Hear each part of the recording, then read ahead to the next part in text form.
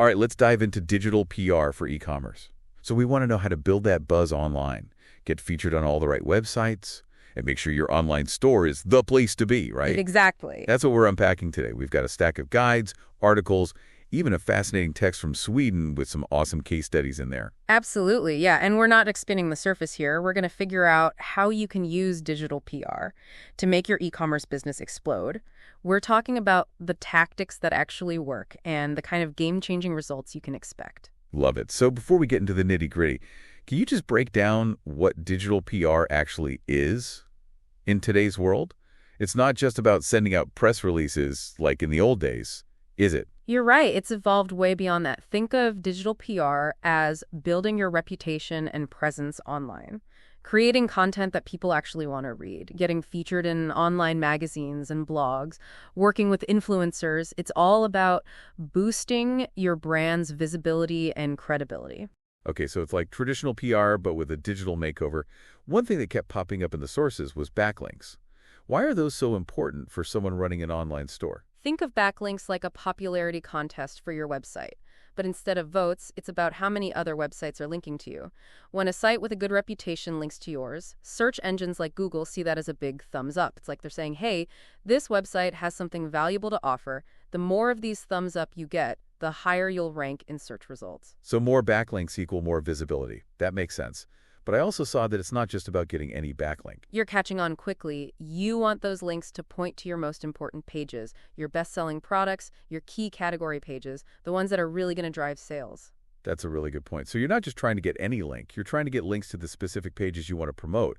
So with digital PR, you can be super strategic about which pages you're boosting. Exactly. That targeted approach is one of the biggest advantages of digital PR. The right pages start ranking for the right keywords. And that means more people who are actually interested in what you're selling are landing on your site. And more interested visitors means more potential customers, which means more sales. But it sounds like there's more to it than just SEO. The articles we've got also talk a lot about brand awareness. Absolutely. Getting featured in publication that your target audience trusts, or teaming up with influencers, it does wonders for building credibility and trust. Right. It's like that friend who always knows the best new restaurants or coolest gadgets. When they recommend something, you take notice. It's about tapping into that existing trust. Perfect analogy. Think about a brand like Glossier. They basically built their entire brand around influencer collaborations and creating a community where everyone felt like they were in the know. It was brilliant. And it totally worked. Okay, so we've covered why digital PR is a must-have for e-commerce. Let's get practical. The sources are packed with tactics, from content creation to influencer marketing. Where do we even start? Let's break it down. Imagine you have a toolbox full of different PR tools. You've got your content creation tools, think blog posts, infographics, maybe even videos. Then you've got your media outreach tools like connecting with journalists and sending out press releases. And finally, you've got your influencer marketing tools, which are all about finding the right people to spread the word about your brand. I like that toolbox analogy. It makes it seem less overwhelming. One tactic that caught my eye was newsjacking. Basically hopping on a trending topic to get some attention. That's the gist. Let's say you sell those cool reusable water bottles everyone's raving about. A news story breaks about the environmental impact of plastic bottles. That's your cue to offer your expertise. Position your brand as the eco-friendly solution, and boom, you're part of the conversation. That's clever. So it's not just about pushing out any old content. It's about being savvy and tying your message to what people are already talking about. Exactly. You want to be relevant, timely, and add value to the conversation. Now, besides newsjacking, we've got tactics like crafting thought leadership pieces, where you're the expert sharing insights, or even reactive PR, where you're quickly responding to any news or mentions about your brand. So many tools. I noticed something interesting in that Swedish text we mentioned earlier. It brought up professional photography. How does that fit into the digital PR puzzle? It's all about the visuals. Think about it. When you're shopping online, a high-quality photo can make or break your decision. Professional photography not only shows off your product in the best light, but also adds a touch of class and professionalism to your brand. Right. It's like the difference between a blurry selfie and a professionally shot portrait. One just screams, "Trust me, I know what I'm doing." Exactly. Remember those iconic Nike ads? They're not just selling shoes, they're selling a feeling, a lifestyle. That's the power of strong visuals combined with a killer digital PR strategy. Okay, so we've got backlinks for SEO, brand awareness for credibility, and professional photography to make everything look amazing. That's a solid foundation. It is, but remember, digital PR isn't some magic wand you wave and instantly see results. Think of it more like a long-term investment. So it's not a one-and-done kind of thing. You got to be in it for the long haul. Exactly. You need to weave digital PR into your overall marketing strategy. That's where we see brands like Glossier and Daniel Wellington really shine. Glossier focused on building a tight-knit community, while Daniel Wellington nailed the minimalist aesthetic and influencer partnerships. Okay, it's starting to click. It's not just about doing one thing right. It's about creating a whole ecosystem where your digital PR efforts feed into all your other marketing efforts. You got it. And those examples from the Swedish text are just a taste. There's so much we can learn from them. But we'll dive deeper into those case studies in the next part. I'm ready for part 2, but before we get there, can we just do a quick recap of what we've covered so far? Absolutely. We've tackled what digital PR actually means today. It's not just press releases anymore. We talked about why it's a game changer for e-commerce. You're boosting the all-important backlinks for better search engine rankings, building brand awareness and credibility, and using visuals like professional photography to create a cohesive and trustworthy brand image. And we even got a sneak peek at some tactics like newsjacking, thought leadership, and reactive PR. It's a lot to take in, but it's also super exciting. It is, and here's something to think about. We've talked about Glossier and Daniel Wellington, but what other brands are out there killing it with their digital PR? Ooh, good question. That's something you're going to be thinking about. I bet there are tons of brands we can learn from. Exactly. So until next time, start brainstorming. Think about which brands inspire you and how you can apply their digital PR strategies to your own business. Love it. I can't wait to uncover more in part 2. See you there. Welcome back. Last time we laid the foundation of what digital PR is and why it's so important for e-commerce businesses. Now I'm ready to dive into some real-world examples. You mentioned Glossier and Daniel Wellington earlier, and I'm curious how they use digital PR to become such huge names. Okay, let's start with Glossier, the beauty brand that's all about skin first, makeup second. They really understood their target audience, millennials who are looking for that natural beauty vibe and authentic recommendations. Yeah, they really nailed that whole less is more approach to beauty. So how did digital PR play into that? Instead of going the traditional advertising route, they sent their products to beauty bloggers and micro-influencers. These weren't huge celebrities, but they had dedicated followings who really trusted their opinions. It was all about creating buzz organically. Interesting. So it was less about big, splashy campaigns and more about getting the product into the hands of people who could share their genuine experiences. Did they do anything else to boost their digital PR? Absolutely. Glossier was a master at building an online community. Their blog and social media channels were all about connecting with their customers, asking for feedback, and making people feel like they were part of something special. They turned their customers into brand ambassadors. That's smart. So it wasn't just about getting people to buy their products. It was about creating a whole Glossier lifestyle that people wanted to be a part of. What about Daniel Wellington? They're known for those sleek, minimalist watches. How do they use digital PR? Daniel Wellington really understood the power of visual storytelling. They were all about creating those Instagram-worthy shots. Think beautiful watches paired with travel, adventure, and aspirational lifestyles. And they knew just how to amplify that aesthetic. They were early adopters of influencer marketing, right? I remember seeing their watches all over social media. Exactly. They partnered with bigger names in the influencer world, like celebrities and fashion bloggers, to showcase their watches to a massive audience. It was a brilliant move. So they used influencer marketing. But in a different way than Glossier, they went for reach and aspirational vibes.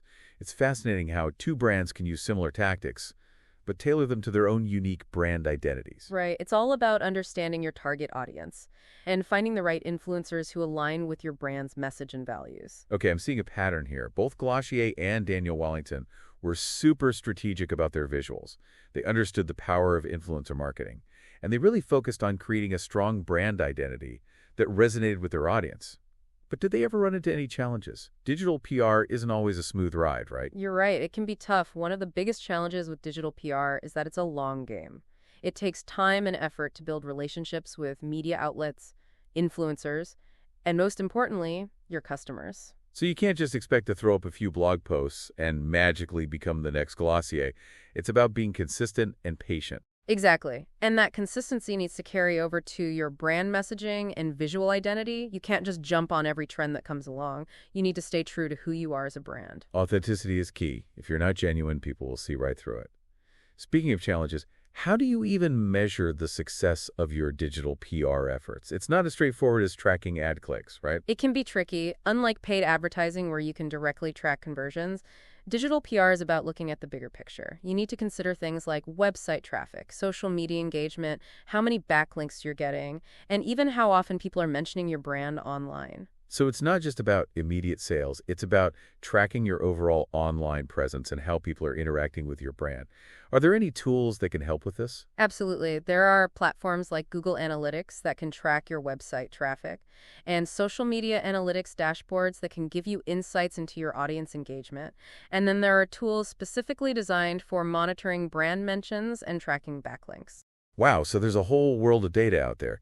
But I guess the key is to use these tools strategically and focus on the metrics that are most important for your specific goals. You got it. Digital PR isn't a set it and forget it tactic. It's about constantly analyzing what's working, what's not, and adjusting your strategy accordingly. It's about staying flexible and adapting to the ever-changing digital landscape. We've talked a lot about Glossier and Daniel Wellington, but are there any other examples of brands that are doing digital PR really well? Oh, absolutely. Think about a company like Tom's Shoes. They built their brand on the idea of giving back. For every pair of shoes purchased, they donate a pair to a child in need.